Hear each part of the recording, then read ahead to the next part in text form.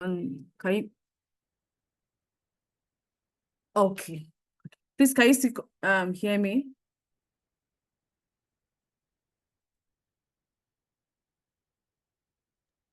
Well, I can hear you. I can hear you. I can hear you. Okay, I can hear you. Okay, I can okay, hear that's you. fine.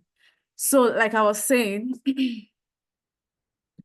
so Certified GRC is a tech organization that provides AI-powered compliance management system where you can manage anything compliance, be it your cybersecurity or your information security system or your SOC 2. We provide that platform to enable organizations manage their compliance in one place. And this afternoon, we're going to be, discussing an interesting topic, like again, I said, leveraging ISO 20000 and ITIL for continuous service improvement. And during this session, we're going to be exploring how businesses in Canada and North America at large can elevate their IT service management using international standards such as ISO 20000 and an international framework called ITIL, especially within an hybrid and cloud native architecture. So we have a very, very great facilitator that will be taking the session. He's an expert in this field. He has been working as a cybersecurity consultant, as an information technology architect, for 25 years. And I'm sure you're going to learn a lot from him during the session. So please, if you have any questions, please do not hesitate to ask. This session is just for an hour, so we don't want to waste your time, and we'll get started right away. So I want to welcome Dr. Orlando. Dr. Orlando, can you hear me, please? Well, I can hear you loud and clear. Thank you very much. I hope Okay, you can over hear to me you. too. Yes, All I right, can. good. Thank you very much. So it's great. If you go into the chat room, if you click on the link, I think there's a link in there in the chat room for everybody. You will find me in there. And yeah, so the things you probably need to know about me, you'll find on that particular website, the things that I have done and I've done many things with. I'm going to take the session over the next 30 minutes so that we can have adequate time for questions and answers. My internet is where I am is a weird place, so my internet is a bit shaky. But so if you that's me, but you'd also see me on that website. So everybody that is in here, you can go to drorlando.net. You will see me, and yeah, I'm sure you can read many things about me as a person. So it's great to have everybody here. Thank you very much for taking the time out to be here. So let me just pull up my slides. But before I do that, I want everybody that is on the call, everybody, and I mean everybody, I want everybody to tell me in simple two things. I want everybody to tell me two things. Number one, what's your area of specialization as a person? Are you in business development? Are you in cloud? Are you in cybersecurity? Are you artificial intelligence? What exactly are you? That's number one. And number two, on a scale of 1 to 10, where will you put your knowledge of IT service management? So first is your area of work as a person. So, and number two is what is your, should I say, your knowledge of IT service management. If we look at it, one being the lowest and 10 being the highest. So everybody quickly in the chat room. I like to use the chat room a lot. So please, I welcome you all once again to this meeting. But before I pull up my slides, I want to quickly hear from everybody. And I mean everybody. Everybody, please come join me. Everybody, I want everybody to say something quickly. Everybody. I want everybody to say something quickly in the chat room. Two things, just two things. I want to know what is your area of specialization? Are you cloud? Are you sales? Are you marketing? What is your line of work? And then number two is I just want to find out from you what do you know about service no, the IT service management? What exactly do you know or understand about IT service management? Everybody, right?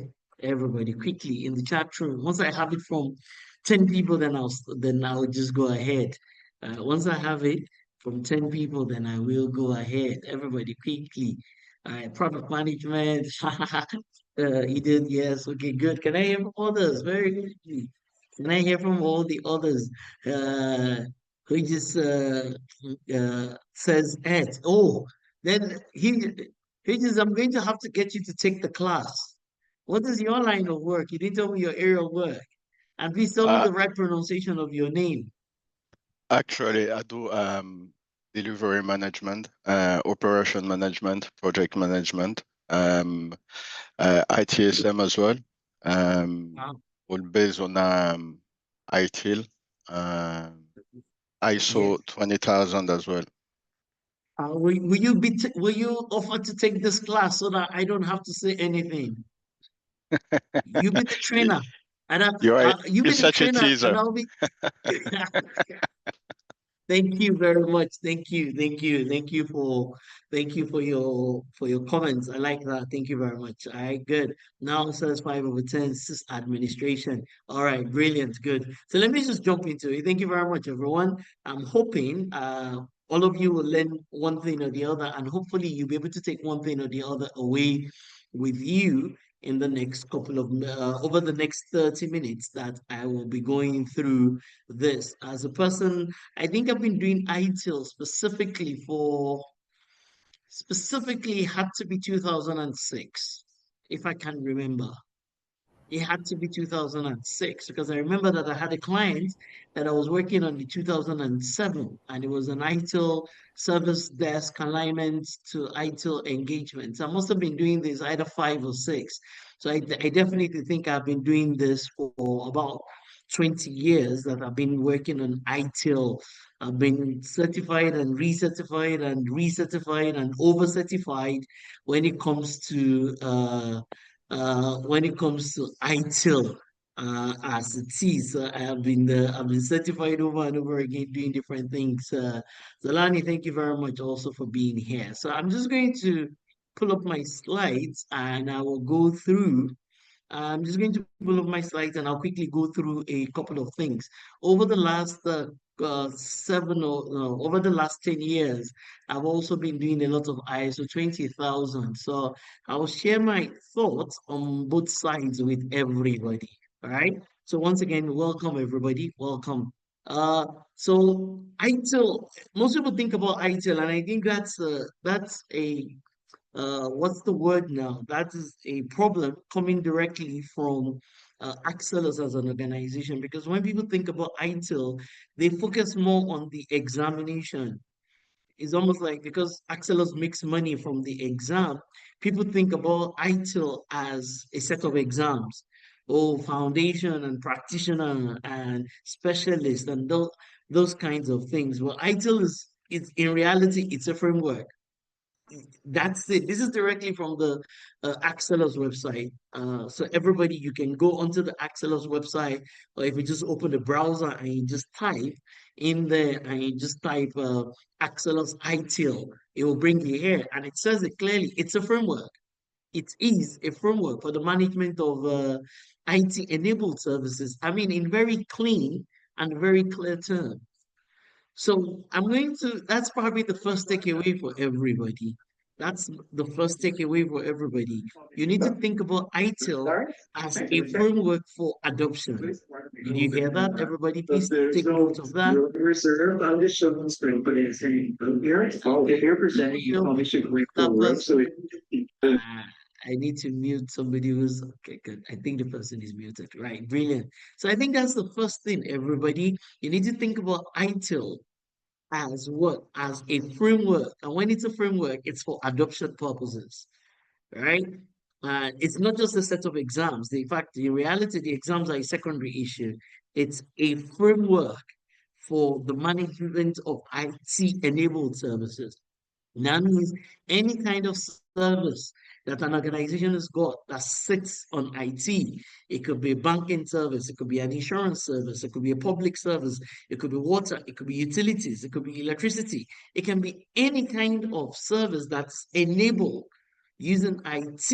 You can use this framework to manage it. And I like this new definition that they put on their website. And that's why I had to take the screenshot to put it here. So everybody should go home with that.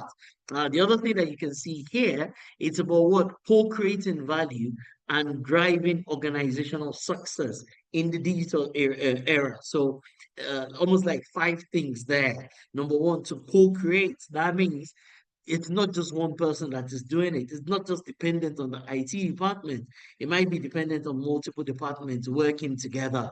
So that at the end of the day, so that value is created, so that your own organization is successful. The whoever it is that is consuming that service is also very successful, and of course, everything you and I are doing in this particular digital era. Right? As I said, I love this framework. I love it. I really do like it. I've practiced it for 20 years plus, and I do think a lot of organizations are missing something. One of the documents we're going to share with everybody that is here is a paper. It's a presentation that we worked on with one of my colleagues where we said categorically that ITIL is the foundation for digital transformation. In fact, what we said in that paper, and Bukola, please remind me so that we can send that presentation to everybody that is showed up here. In that presentation, so everybody, if you open the browser, you'll see something called the Open Group, DPBOK. Somebody should please put that in the chat room. The Open Group, Digital Practitioner Body of Knowledge. That is meant to be like some kind of global framework for digital transformation. So you can open a browser, type it out, open group, DPBOK, the digital practitioner body of knowledge. And in that paper, what we said is that the foundation to get digital transformation right in an organization is tied to service management. I can talk about this all day, but I want to move on very quickly. And so please remind me so that we can set that to everybody. But that's, if your organization is saying that we're thinking about digital transformation, then that's an open group document. The same people who produce the TOGAF, they're the ones that have produced that document. It's not very popular. A lot of people don't even know that it does exist, the digital practitioner, right? Body of knowledge. But what we then said in our presentation is that the foundation and the fundamentals to achieving digital transformation is seated right inside of ITIL and ISO 20000. Let me move on very quickly. As I said, this is ISO 20000, right? Once again, it's not very popular. A lot of people might not even know that it exists. But this is what I always tell everybody. I said ISO standards are derived from frameworks and best practice. And Bukola, you can drop that again in the chat room for me. ISO standards in themselves, they are derived from an existing framework or a best practice. So in such a way, the ISO standards in themselves are actually minimum requirements. People misunderstand ISO standards. They think they're maximum requirements, but in reality, they're minimum requirements. ISO standards are minimum requirements that an organization should have. So it's almost like what's the minimum you need to put in relative to service management? It is ISO 20000. This is the minimum. What is the, should I say, extreme? It should be ITIL. So minimum is ITIL. In a sense, maturity it should be tied to I'm sorry, minimum is ISO 20000. Maturity should be tied to ITIL. So it's almost like minimum is ISO, maximum is ITIL in a sense. Okay. So that's very important. And every time, I mean, as I said, we do a lot of ITIL training, we do a lot of ITIL and service management implementation. We do a lot of review and even adoption when it comes to service management, right? And so if you were learning ITIL, usually I will start by giving you these basics. If our conversation here was primarily about ITIL, then we will talk about these basics, value components, and every other thing that is here. And all this we normally will cover in like an ITIL foundation type training. But once again, these things is not just for exam purposes, it is also for your learning. It is for the key things you need to know, and it is for how you should adopt IT service management in your organization. But this is not an ITIL training class, so I won't bother to go into this a lot. But I like this diagram. I put this diagram together for one of my clients, so maybe somebody can help me with the interpretation in the chat room. And this is what I said. So you can see that the arrows are going in both directions. So typically the IT department needs to, so first will be the business, am I right? For all of us to start to think about the IT, we must first have a business. Why are we talking about IT adoption when we don't even have a business? And what it is that I say to people is that the business is made up of different departments. The business is made up of different units, different entities, different functions. So everything starts with the business, and I think that should be clear. I was having a meeting with with the team earlier today, and this was the same thing that I was saying to them, that everything should start with the business. Now, when we are clear with regards to the business, then we can start to say, how does the IT department support the business? Okay. When we are clear with regards to the business, we can then say that how does the IT support and enable? And please mind my words, enable and support. It should be E and S. How can the IT department using software, applications, databases, web app, mobile apps, all sorts of things? How can the IT department support the business? Of course, very importantly is for you to also say there's no IT department that can do any and everything on their own. They've got to work with some other entities. Every IT department has got to work with a set of partners, suppliers, vendors. You can call them whatever name you want to call them, but there's no IT department that can do everything for themselves. They can't build all their own software. They can't provide all their own internet. They've got to rely on some others. So the business first, IT, and then the people who support and enable IT also. And ultimately, it's about ensuring that the customers are happy, whether the customers are internal customers or they're external customers, as it is, that they're happy with the IT enabled services that comes from the organization. And this is very important for anybody who's practicing IT service management, that you have this clearly. The business comes first. Then our IT is going to support the business. IT does not work alone. IT, it works with its providers and its suppliers. And these providers and suppliers, they can make or mar the IT, the department and its own capabilities.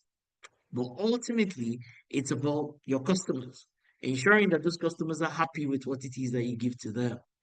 So for everybody that is here, you need to have this at the back of your mind, and this needs to be crystal clear. The other thing that is also very important here are two solutions that people mix. In my lifetime, I've seen people say that one solution is equal to the other. So once again, everybody in the chat room, what's the difference between a service desk application versus a CRM? And can you use one to effectively replace the other? I'd like to hear your thoughts in the chat room, everybody. What is the clear difference between a service desk application and a customer relationship management software? And can you use one to fully and effectively replace the other one? Because and that's why I like Freshworks. They've got two platforms. Everybody, you can open a browser and type Fresh Service versus Fresh Desk. Are they the same? Do they do the same thing? Can they deliver exactly the same thing to an organization? It's important that people know that, because if you know the number of organizations that I've gone to, they bought a service desk application and they believe it will do the job of a CRM for them. Some others have bought a CRM and they believe it will fully do the job of a service desk application for them. Well, these are two different applications. there might be overlaps. There might be things that they can do that are pretty much the same. Maybe things like ticketing and incidents and issues and requests. But fundamentally, they're two different applications and they're meant for two different purposes. So that's also a big point for all of us. The solution that the organization has bought. Are you one of those organizations that is trying to use a CRM to do the job of a service desk application, or you're trying to use a service desk application to do the job of a CRM? That's very important. All right. Let me move on very quickly. Once again, if you're doing service management in your organization, you've got to be clear about your terminologies. People have all sorts of manuals and all sorts of documentation that they put together. And one of the challenges that they have with these things is just definitions and interpretations. So if your organization, either you're adopting ITIL or you're adopting ISO 20000, it's important that you clarify things in your manuals, in your process documents, that you're very clear with regards to the things that you have uh, in there and the meaning of things. If some organizations will say, for example, somebody will say release versus deployment, and for some people they'll say it's the same thing.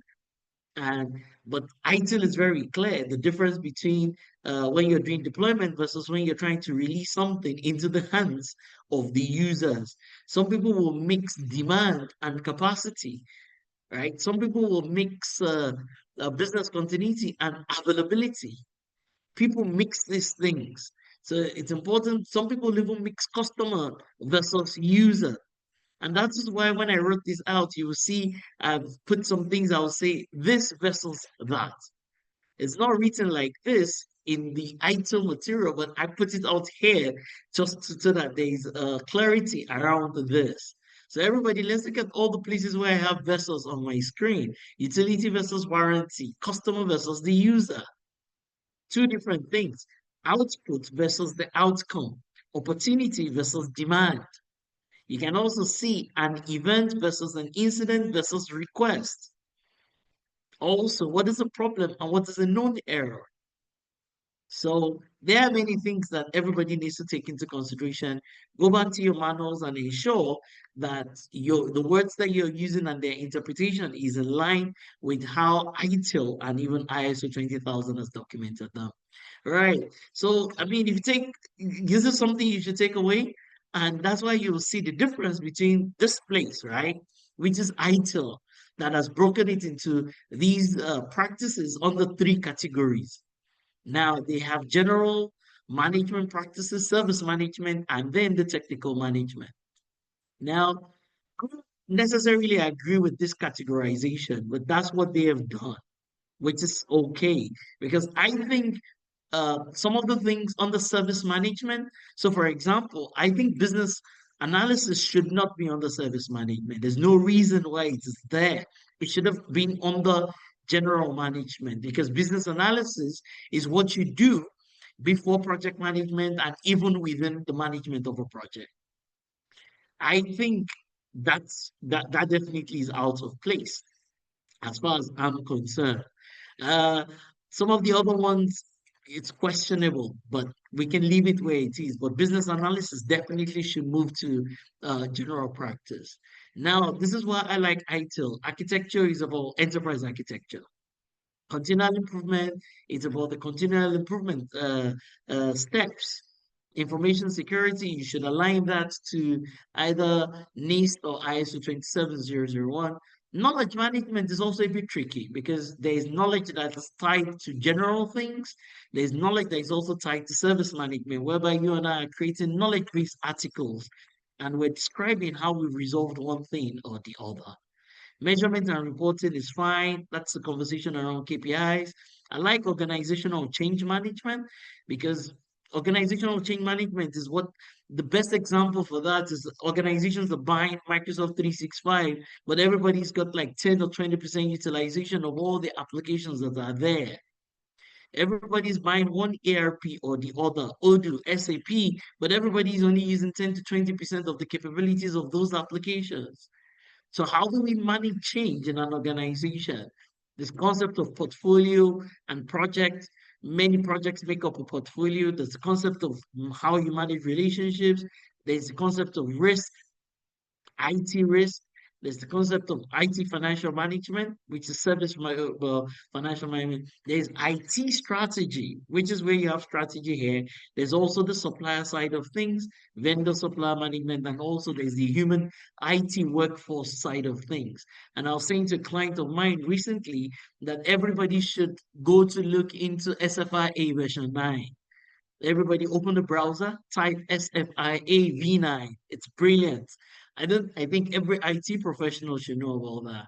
Then of course the service management practices, right? And then lastly, one of the other ones that nobody's talking about is the technical management practices. And this is great. And this is one good thing about ITIL also. Here they've captured deployment within your DevOps, how you manage infrastructure and your platform, and the entire concept of software development in here. So a lot of your DevOps sits in directly with the technical management practices. And my favorite DevOps platform is Azure DevOps. Don't beat me, don't blame me, but it's the one that I'm very comfortable with. And because as far as I'm concerned, it can consume any and everything that you want to do. And I just have familiarity with the Azure DevOps pipeline, the environment, and everything that has got to do with it. So if you really want to get on top of the cloud side of things, you should really go look at Azure DevOps and learn any and everything around the entire life cycle that sits within it. Okay, so these are 34 practices. So ideally, every organization should hire a consultant, hire an auditor, hire an independent person that will come to review them and give them an independent report relative to how they do it, tied to these 34 practices. Every organization should do that. It doesn't matter how good you are. You should engage an independent person to come to do this review and give you a professional and independent opinion. Right? Okay. So take this away. Now we're going to then, so this is the difference, right? You cannot get certified to ITIL. There is no company certification. You can get certified as an individual. But as an organization, you can't get certified to ITIL. So there's a huge possibility that an organization might take the adoption lightly. They might not do it the way they should do it because there's no company certification tied to ITIL. There's no company certification tied to ITIL. The best you can do is to get an independent person like myself to review you, to review your operations, make some recommendations to you, and then also give you an opinion around your maturity. So once again, capture that. You cannot get certified as an organization to ITIL. You can get an independent person to give you their thoughts, to give you their opinion, a professional opinion, also to measure your level of maturity, but that's it. Okay, good. Now, if you compare that with this, because what I have done here is that I've captured the 45 elements that make up ISO 20000. Now, not all of them require any kind, not everything here is tied to service management because this is a management system. I don't know whether you're familiar with the management system, but management systems usually have clauses 4 to 10. So here, I have summarized clauses 4 to 10 and the key elements onto this page, about 45 key things. Now, the portion that really has to do with service management is between 8.1 and 8.7.3. So one of the exercises that I will give to my team is to say, where are the places where there is a clear alignment between ITIL and ISO 20000? And where are the differences? Where do you have a clear alignment between ITIL and ISO 20000? And where are their differences? And I mean, because of our time, I would have done the exercise with everybody here, but we don't have a lot of time. So you will see that you will find problem management here. You'll find problem management there. Here they've called change enablement. There it's called change management. You'll find catalog in both places. You'll find release in both places. You'd find request. So there are areas where they're pretty much the same, but there are areas where they differ. So for example, you will not find portfolio or project management inside of ISO 20000. You won't find that in there. You will not find workforce and talent management inside of 20,000. You will not find business analysis inside of 20,000. So there's some differences between them. But by and large, and then the entire technical management practices are also missing inside of 20,000. Right? What it is that I advise people to do is, as an organization, adopt ISO 20000, then support it with ITIL and get your organization certified, because management listens to auditors, but they don't listen to internal teams. So if an auditor comes and says that as an organization, you should do this, you should have had this, you've adopted the standard demands that you do ABC, management usually listens. But if the internal people tell them, they might look at them and say, come on, you just want to spend more of our money. Your IT, you're always spending money, something along those lines. So it's important that organizations adopt ISO 20000. They get their organization, they should adopt it and get their organization certified. Having it gone to your head on an annual basis is extremely important. It helps. And then, of course, you can see that the last clause here is 10.2, which is continual improvement, which means that every year you should be improving. The standard is always saying you should establish, you should implement, maintain, and continually improve. You should establish, you should implement, maintain, and continually improve the management system. So this is the very heart of this whole meeting. As I said, I think organizations should go with the management system, ISO 20000. However, they should support it, enable it, optimize it with the content and the information that is coming from ITIL. That is definitely my strong recommendation. And I think I must have worked with maybe 200 or 300 clients around both ITIL and ISO 20000. So I think I qualify to be able to give such an opinion. Okay. So if you're taking anything away, get your organization, your bank, your financial service provider, whatever, whoever your organization is, get them to implement the standard, but ensure that they improve it and get it optimized, leveraging ITIL in itself. Also here, everybody, I have identified some areas that I think should be automated. And I've seen clients do that. I've identified areas where you need to bring in some kind of platform to be able to do this automation. And I've seen clients do that. I've seen some clients buy software, but it doesn't, they never fully configured it or optimized its configuration. But I've also seen a few clients that have bought software and have optimized it appropriately. Right here on my screen is what I consider to be the minimum areas that should be automated. Minimum areas that should be automated.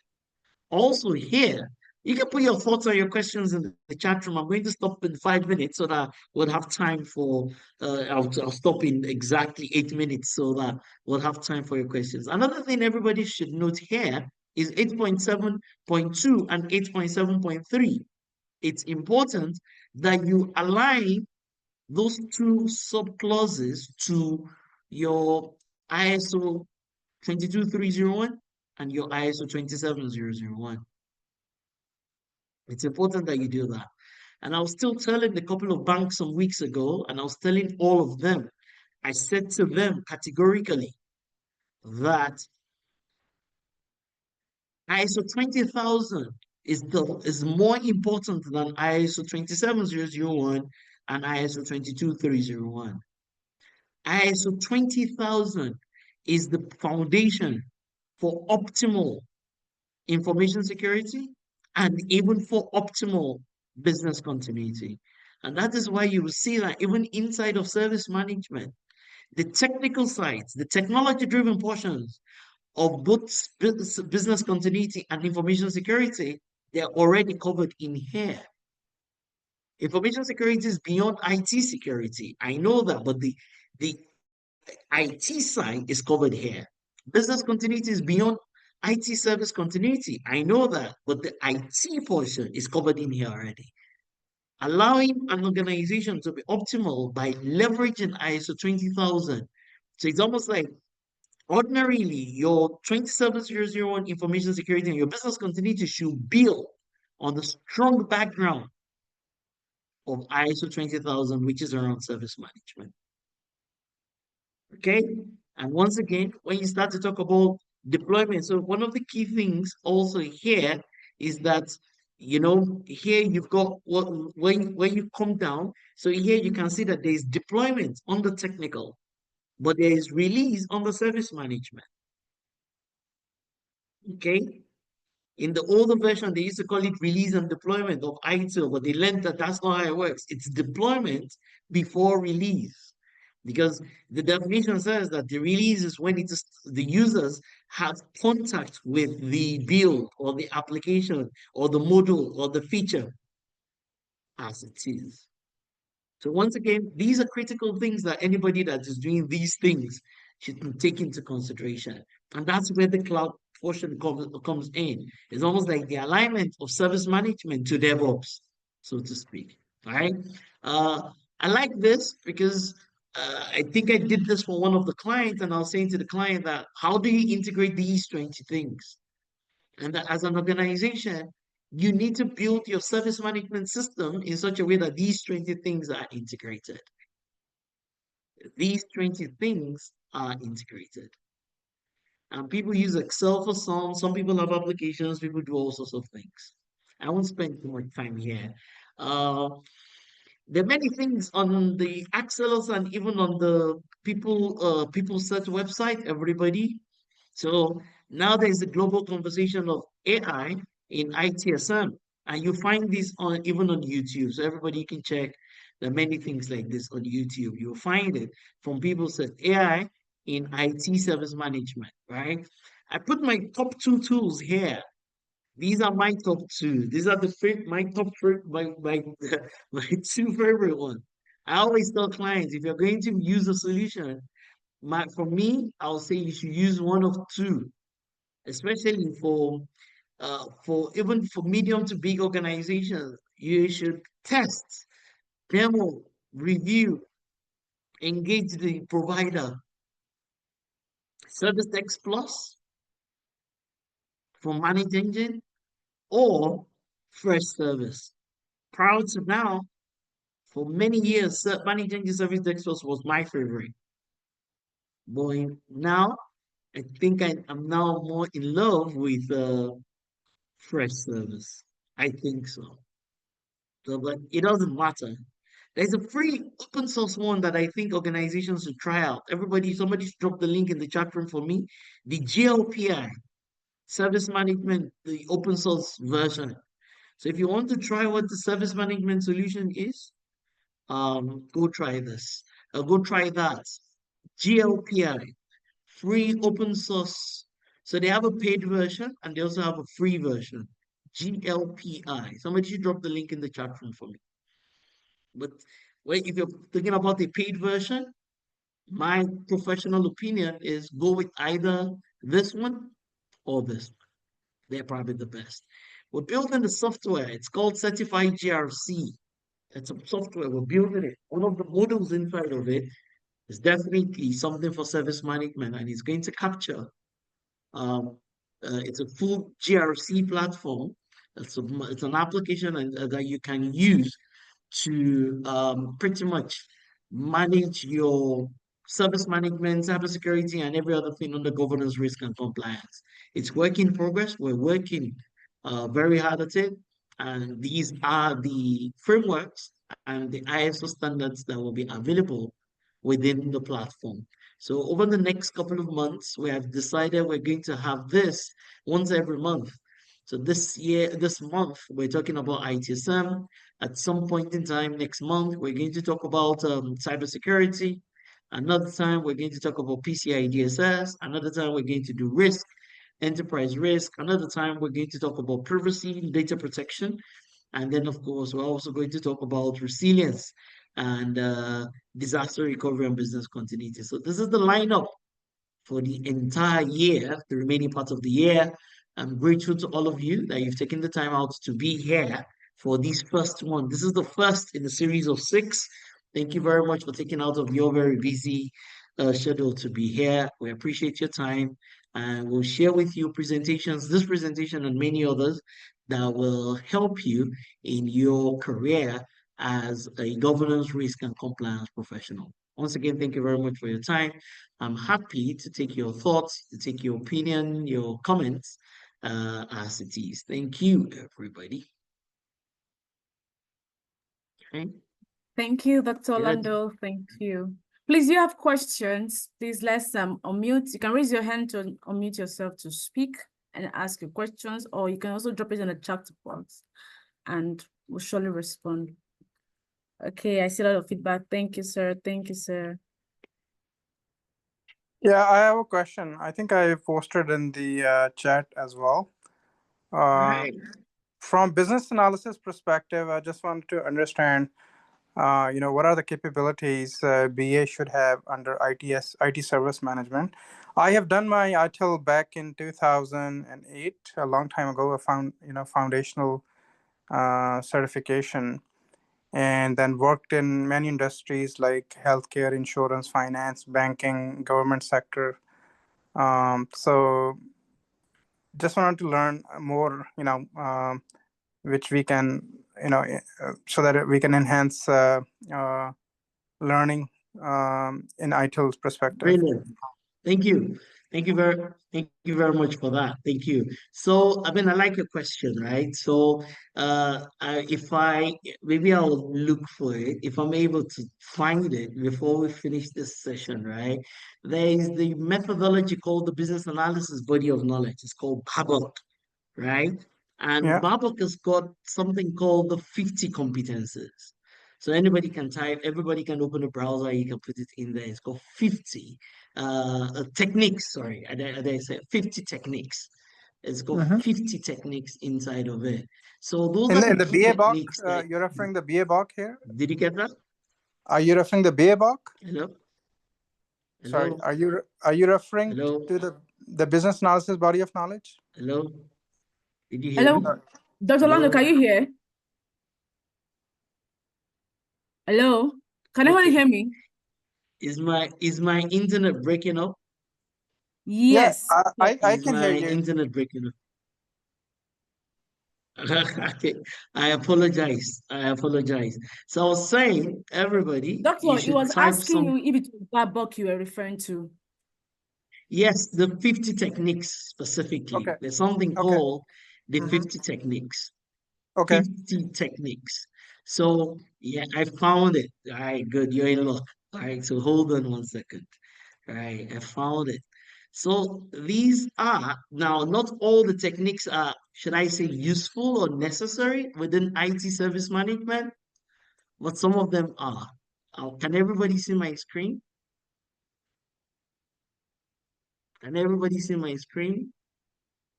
Yeah, I can see it. Hello? And everybody, great, brilliant. Yes, doctor, we can So, see your screen. so So, for service management, mhm.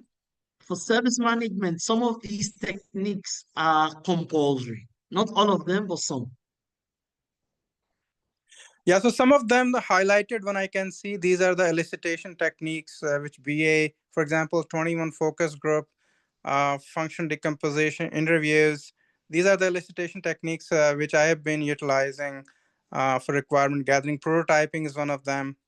But the highlighted one you're mentioning are more important.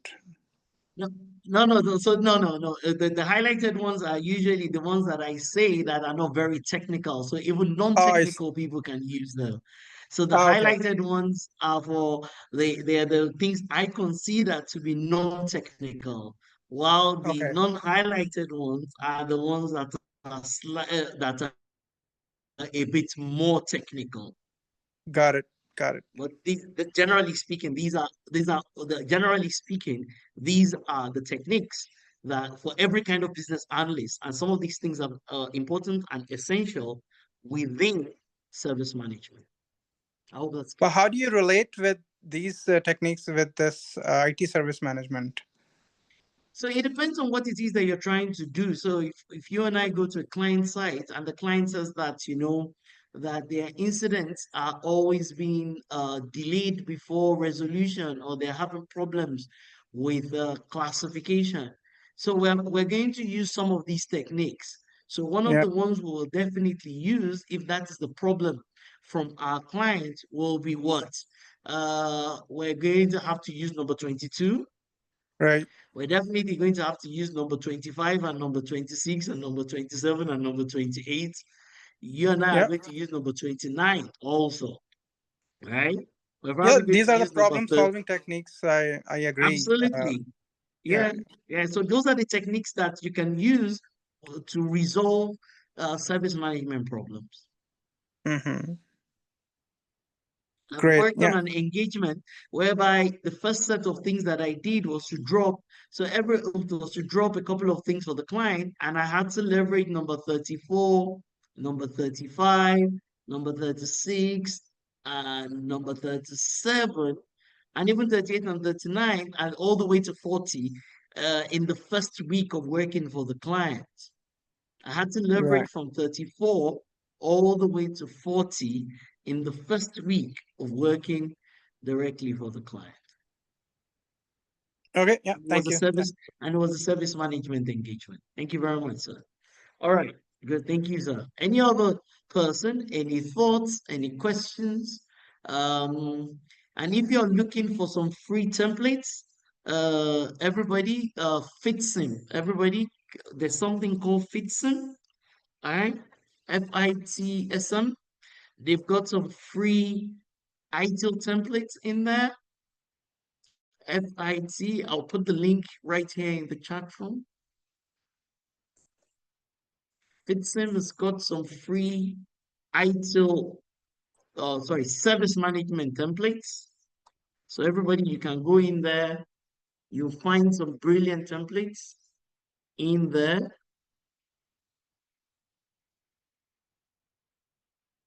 for your use. Once again, thank you very much, everyone. Thank you for your time. Thank you for making it here. I hope this has been valuable, and I am hoping that as you go back to your organizations, you will have a much more successful service management platform or capability as an organization. Thank you very much, everyone. God bless you. I appreciate you. Thank you. Cheers. Bukola, Th- over to you. Thank you, Doctor. Thank you. Thank you, Doctor. Thank you to everyone who has participated in today's webinar event. I hope it was worth your time. We're going to be sending you the recordings and also the presentation shared during this event, and also the links that has been shared also and take some actions. Please, would also like you to fill the attendance form that is posted on the chat box, so that you can be able to get your certificate of participation. Yeah, so that we can be able to get your right name. So please kindly impute your right name that you would love for us to impute on the certificate. Thank you very much. Please, once you fill the attendance form, you can exit the meeting. Again, just a reminder, we'll be having more webinar sessions coming up in the next few months. Please look out for our emails regarding this event, and do well to register and also share with your colleague that might be interested and would be very, very, important to them also. Thank you very much, and do enjoy the rest of your day. Please don't forget to, before you leave, kindly fill the attendance form with your right details so that we can then send you your certificate of participation. Thank you.